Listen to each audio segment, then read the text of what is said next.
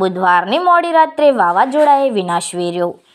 ખીમાણા, ખોડા, નાણોટા, જશાલી, સોની સહિત કાંકરેજ દિયોદર વિસ્તારના અનેક ગામોમાં વાવાઝોડાથી ખેતી પાકોને વ્યાપક નુકસાન.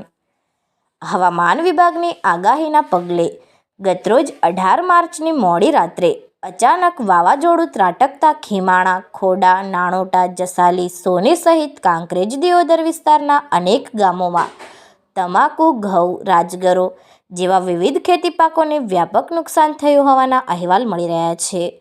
તીવ્ર પવન સાથે એકાએક ત્રાટકેલા વાવાઝોડાથી ખેતર વચ્ચે ઉભેલો રાજગરો તેમજ ઘઉંનો પાક પડી જવાના બનાવો પણ બન્યા છે, તો તમાકુના પાકને પણ ભારે નુકસાન થયું હોવાના વાવડ મળી રહ્યા છે.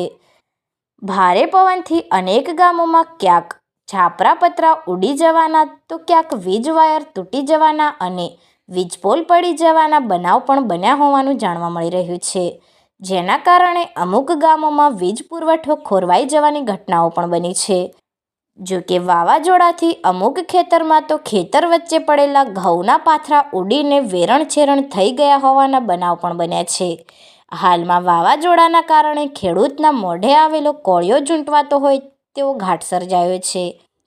કારણ કે ખેડૂતને એક તરફ વાવાઝોડાથી નુકસાન થયું છે અને બીજી તરફ હજુ પણ હવામાન વિભાગની આગાહી છે, ત્યારે જગતના તાત ખેડૂતની મુસીબત વધી ગઈ છે.